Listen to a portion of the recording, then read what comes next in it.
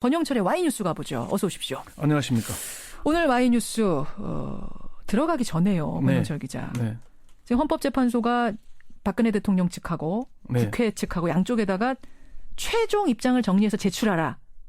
이렇게 요구를 했다면서요. 네, 그렇습니다. 이건 무슨 의미입니까? 최종 입장을 제출해라. 이제 그게 변론 종결할 시기가 다가왔다는 걸 의미하는 걸로 이렇게 받아들여집니다. 그래요. 최종 선고일이 다가왔다. 이미 헌재수장 군안대행인 이정미 재판관은 어제 12차 변론에서 이제 신문이 예정된 증인들이 불출석하면은 원칙적으로 재소하지 않겠다. 지금까지 한 여러 가지 주장을 일목요연하게 정리해서 23일까지 준비 서면으로 제출해 달라. 양쪽 다. 예. 그러면서 이제 세 차례 증인신문에 응하지 않은 고영태 전 이사, 유상영 전 부장의 증인 채택을 직권으로 취소했습니다. 안 나오면 말하라. 네. 예. 그래서 이게 국회 소추위원 대리인 단장인 황정건 변호사는 이건 상당히 의미가 있다. 그 점 변론이 종결될 걸로 받아들였다. 이렇게 얘기를 했고요. 예, 예. 물론 이제 피청구인 측 대리인은 대통령 직접 출석을 상의해 보겠다. 피청구인 측 대리인이라면 박근혜 대통령 측 변호사. 그러니까 그 얘기는 대통령 직접 출석을 상의해 보겠다는 얘기는 자기들도 변론 종결이 임박했다는 걸 느낀다는 얘기거든요. 그렇죠. 그래서 대통령 직접 출석을 내세워서 좀 기일을 끌어보자 이런 의도가 보이는 거죠. 예정대로라면 2월 22일 222 그날이면 모든 변론이 종결되는데 박근혜 대통령이 내가 직접 나가서 한마디 하겠소라고 하면은 더 늘어날 수가 있는 거죠. 뭐 그것도 굳이 뭐 지금까지 의견서를 냈고 예. 또 대리인들이 충분히 입장을 전달했잖아요. 예. 나온다는 게 계속 안 나온다 그러다가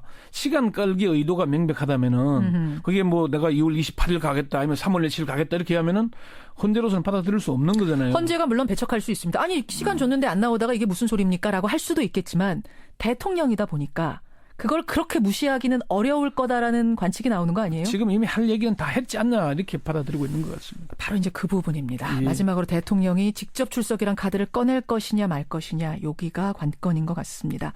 결과에 대한 얘기도 뭐 좀 나오고 있던데 어떻게 보세요? 그 얘기는 사실 좀 저는 무리하다고 보는데요. 늦어도 2월 말 뭐 변론 종결 좀 해서 3월 초순 3일 10일 이전에는 하지 않겠냐는 게 지금 정확한 관측인데 예. 일각에서는 뭐 너무 이래 탄핵 인용은 당연하다 아니면 기각될 거다 해서부터 어떤 재판관은 기각할 거라는 등등의 온갖 억측이 나오잖아요. 맞아요. 이게 사실은 별로 도움이 되는 얘기는 아닌 것 같은데 헌재가 이게 가닥을 잡은 겁니다. 23일까지 최종 입장을 서면으로 제출하라고 한 것은 이제 막바지로 가고 있다. 결론은 몰라도 이제 시점은 좀 가고 있다. 이제 정리하겠다는 입장을 드러낸 거죠. 자, 그런 얘기였군요. 최종 입장 내라는 의미가 어제 한 얘기가. 오늘 주제 가보겠습니다. 오늘은 무슨 얘기입니까? 특검 수사가 지금 며칠 남았는지 기억나십니까? 2월 말까지니까 오늘 10일이니까 18일 남았네요. 예.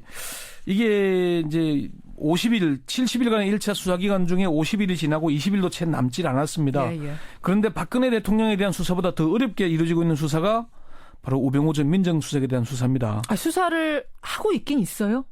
예, 하고는 있어요? 뭐 그 정도로 느낄 정도로 제대로 안 되고 있는 겁니다. 그러게요. 검찰에서 특별수사팀을 구성해서 윤곽근 대구고검장을 팀장으로 앉혔는데 4개월여 동안 미적대면서 우 전 수석의 눈치만 보다가 아무런 성과도 없이 수사를 마무리했죠. 그랬죠. 그리고 박영수 특별검사도 우병우 전 수석에 대한 소환 일정조차 잡지 못한 채 주변만 맴돌고 있습니다. 예. 그래서 박영수 특검의 우병우 수사 왜 변죽만 울리나 이렇게 주제를 정해봤습니다. 특검은 잘 할 줄 알았는데 우병우 수사. 네. 왜 특검조차도 우병우 수사에 변죽만 울리고 있는가?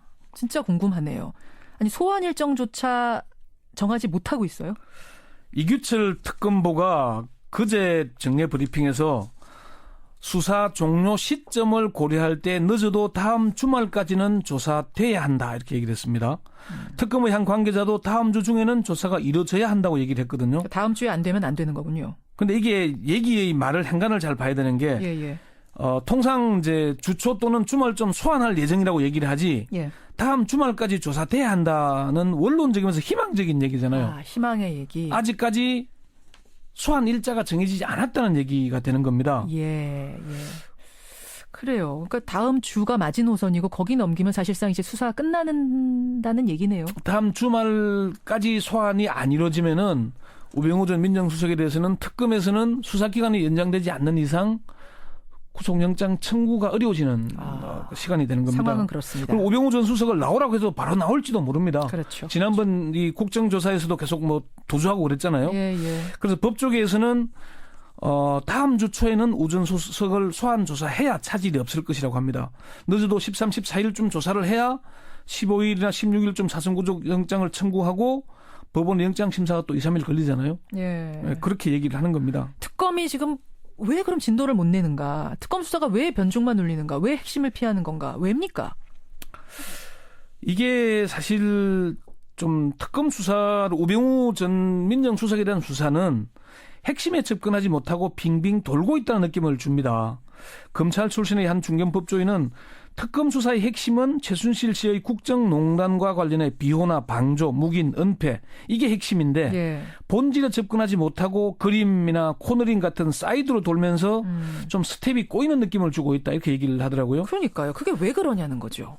그게 좀 사실은 좀 이해하기 어려운 대목이긴 한데 우 전 수석이 법률 미꾸라지로 불릴 정도로 철두철미하다 보니까 결정적인 단서를 찾지 못하고 있는 건지 그럴 가능성 하나. 아니면은 특검이 봐주고 있는 건지 의문이 제기되는 대목입니다. 그럴 가능성도 하나. 네.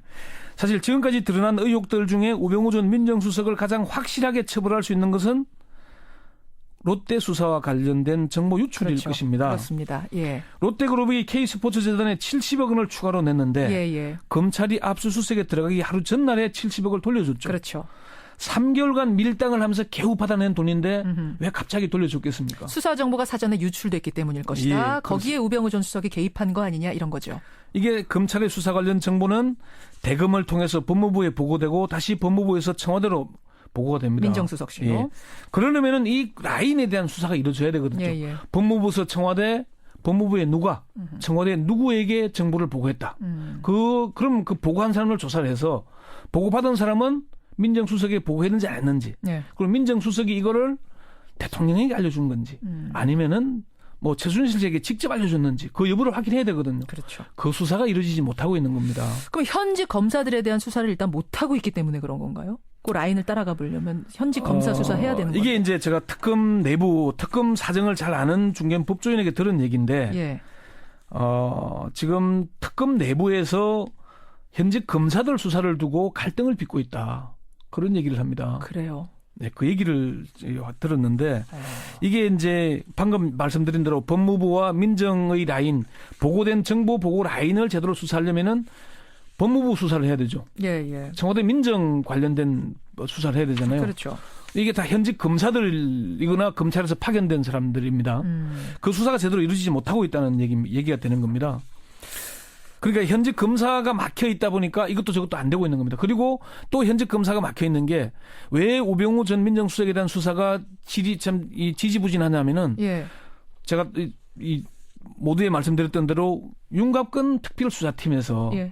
압수수색을 제대로 안 했습니다. 증거 확보를 한 게 없어요. 아하. 4개월간 미적되다가 아무런 결론도 못 내리고 말았잖아요. 그렇죠. 그러면은 이게 직무를 유기한 건지 아닌지 검찰 내부에서 조차도 예. 윤곽근 특별수사팀장도 수사해야 되는 거 아니냐.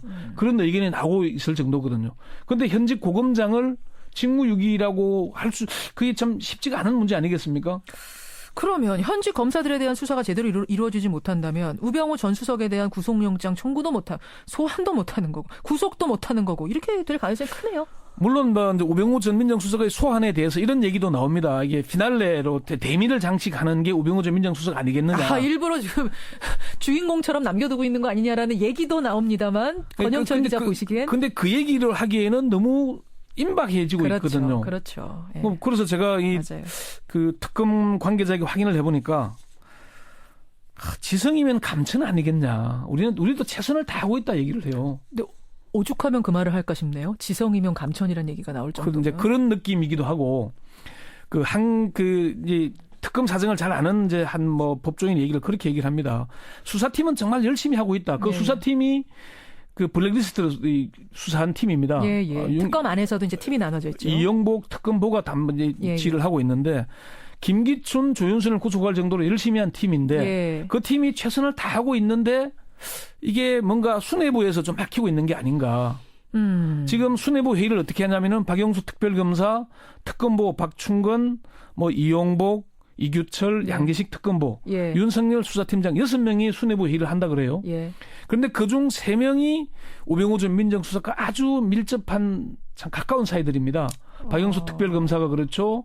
그리고 그 양기식 특검보는 친구 사이죠. 예. 윤석열 수사팀장도 참 서로 가까운 사이입니다. 그러다 보니까 이런 상황이다 보니까 뭔가 제대로 막혀 있는 게 아닌가. 그런 의혹까지 제기되고 있습니다. 5385님, 특검 연장 이래서 반드시 필요합니다. 반드시 처벌할 사람 처벌해야 됩니다. 좋은 의견 고맙습니다. 권영철 선임 기자 수고하셨습니다. 네.